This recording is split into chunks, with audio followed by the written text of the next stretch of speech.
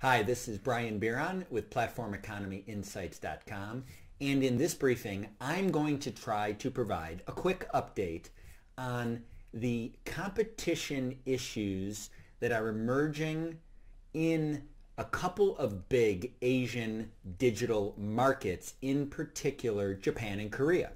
Now, I think it's worth getting that quick update because those two countries have some very interesting characteristics besides both being essentially big contiguous economies in Asia. And the two things that I think about are, number one, that they are big digital markets, and number two, they are both markets with meaningful domestic digital competitors, which is actually pretty unusual compared to essentially the big markets, let's say, in Europe, where actually the market leaders tend to all be, in most cases, US based, or in a few cases you have some major Chinese competitors. Obviously, in the United States, the biggest competitors tend to be US businesses, and in China, they are very much always Chinese-based businesses.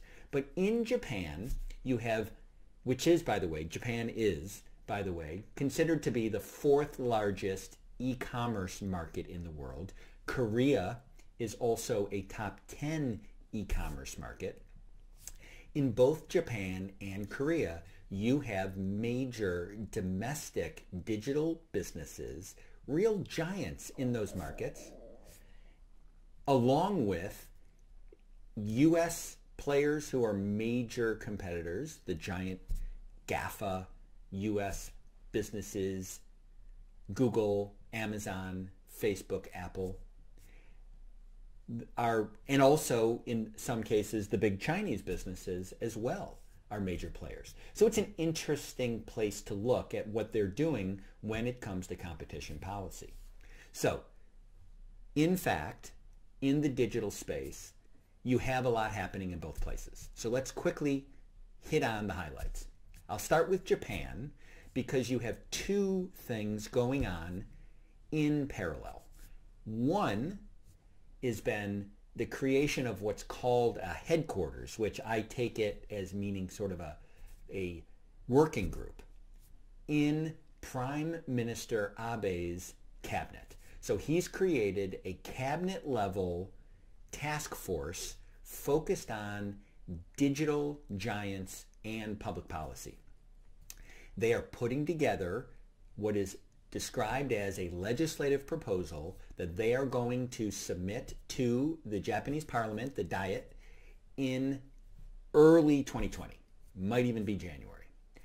They appear to be focused on the topic that is often called platform to business relations. So you've had, for example, in Europe, the European Commission is proposing some regulation that they describe as P2B, platform to business. This is really the idea that platforms, giant platforms, should have some rules imposed on them in terms of basically fair dealing with the users of their platforms. This has in particular been a focus when the users are seen as small and medium-sized businesses. So this is less sort of consumer-based policies and much more focused on small business users of platforms that are increasingly important for those businesses to engage in commerce. So P2B.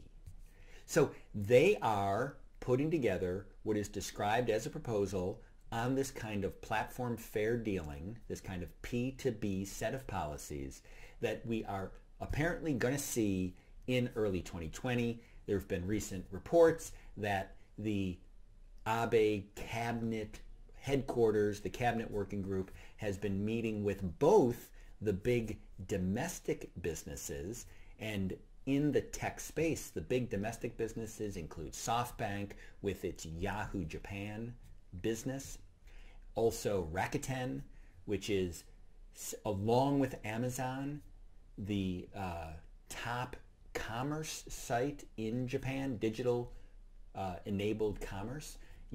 digital enabled commerce in Japan. The top businesses are Amazon, Rakuten, and in fact, as I said, Yahoo Japan.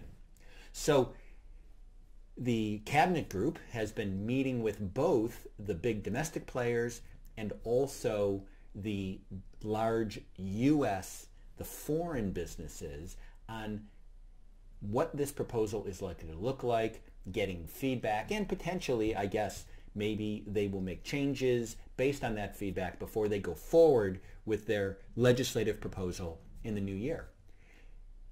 On a separate track, you have the JFTC, so the Japan Fair Trade Commission, which is in Japan, essentially their competition authority. It's kind of their version of the FTC in the U.S., the Federal Trade Commission.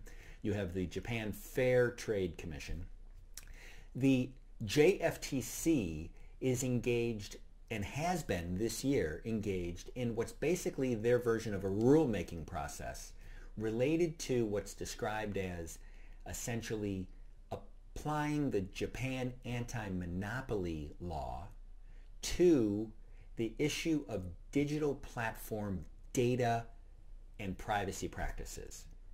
So the argument that has been put forward by the JFTC is that the data and privacy policies of the largest platforms could be in violation of the essentially dominant bargaining position aspect of the Japan Anti-Monopoly Act.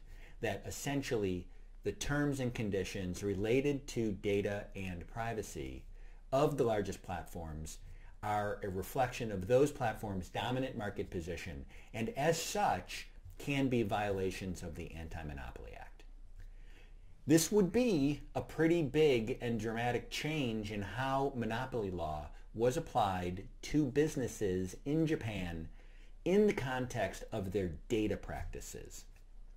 Now, it's worth noting that not only are the big Japanese digital platforms potentially impacted by this change, just like the big, for example, American digital platforms would be impacted potentially, but there's been major concerns raised by the broader Japanese big business community. The broader Japanese business community, for example, their version of essentially what would be the U.S. Chamber of Commerce here in the United States, the Japanese Federation of Business, has expressed some pretty serious reservations with this kind of expansion of the application of competition law into data practices. Apparently, financial services and insurance industries in Japan are quite concerned. So we have these two paths in Japan, one by the Prime Minister Abe and his cabinet, the other the Japanese Fair Trade Commission, looking at ways to try to essentially expand competition law and its coverage of the big digital platforms. Now let's jump over to Korea, where you have a somewhat similar undertaking in the sense that, just like in Japan, the government of Korea has made it quite clear that issues related to the largest digital platforms and competition are a serious concern there as well. Just like in Japan, where you have big domestic players, you also have big domestic players in Korea. The one that I think is right now receiving the most attention in the context of competition policy is Naver, who is the largest search business in Korea. And in fact, I recently read that they have approximately a 70% search share. Obviously, that's a pretty dominant player. So the Korean Fair Trade Commission, the KFTC, is, like the JFTC, seriously looking at competition policy and the digital platforms. Now, most recent news has been that they have in fact formed a task force in the KFTC to look at digital and competition issues. There are 3 apparently committees on this task force. One of them is looking at the online platforms. This is where Naver and, for example, Google will be reviewed in particular in the context of preferencing. So this would be, for example, we saw in Europe the case regarding Google and shopping was built around the idea that a search business could be preferencing other businesses owned by the search business, and that could be a violation of competition law. In Korea, there is apparently a similar concern, and in fact the Korean Fair Trade Commission has reportedly presented essentially its findings regarding this kind of activity on Naver. They've apparently submitted their findings, their investigative results, which charge Naver with a violation of this kind of preferencing policy.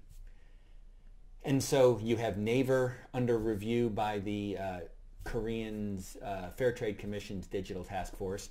Google will almost certainly be next up on that kind of review. The two other KFTC kind of committees on their task force on sort of digital competition are app providers such as Apple and how they handle their app store. There have been many concerns, in particular related to the fact that obviously Korea is home to some pretty big mobile phone competitors. The idea that apps and the treatment of apps on the Apple platform might be disadvantaging app builders or other phone services. So you've got an app committee, and then lastly, they've been looking at policies of online game providers. And so you have the Korean Fair Trade Commission also engaged in a series of reviews where the top message from the KFTC is that digital platforms are absolutely of concern and that they are on the beat, so to speak.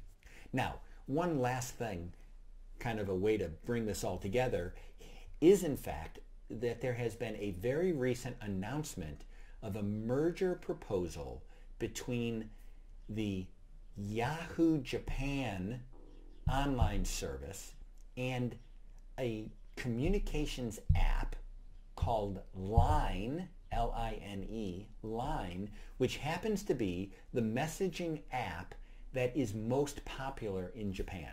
So, number one, you have two big digital services in Japan, Yahoo Japan and Line, proposing to merge. But this actually draws in the Korea digital ecosystem as well, because where Yahoo Japan is owned by the Japanese digital business SoftBank, and it's actually more than just a digital business, Line is actually owned by the Korean digital business Naver. And so this would actually bring together SoftBank and Naver as basically co-owners of the new merged Yahoo Japan with Line. And so without doubt, this is going to draw both the Japanese Fair Trade Commission and the Korean Fair Trade Commission in the context of a big merger review. And now that's just interesting because as we've seen in the digital markets globally, the question of a reevaluation of merger standards for big digital companies have been one of the top topics when it comes to competition policy. And so we're going to get a chance to see both Japan and Korea looking at that topic and doing so not just in the context of, let's say, big American or big Chinese companies, but more interestingly, when the subjects of the review are actually big domestic digital businesses. And so that promises to be a very interesting merger review. I'd actually put that on my sort of interesting merger review scorecard right up there with Google and Fitbit, which is going to be a global review that's going to be extraordinarily interesting in the sort of digital and new competition thinking context. Line and Yahoo Japan is going to be almost as interesting, but in this case, I think, to give us some insight into how countries like Japan and Korea are going to balance their concerns with digital business merger and acquisition policies with the thought that allowing domestic digital businesses to grow and be able to continue to compete effectively with big foreign players is going to be on the table. So that's my quick thumbnail review of what's going on in Japan and Korea on the digital competition policy front. I hope you found it interesting. If you have questions, please send me an email at platformeconomyinsights.com. And as always, sign up for our emails and check out the website. You can see a link down below. I hope you found this briefing interesting. Until our next briefing, this is Brian Bieron with Platform Economy Insights. Bye-bye.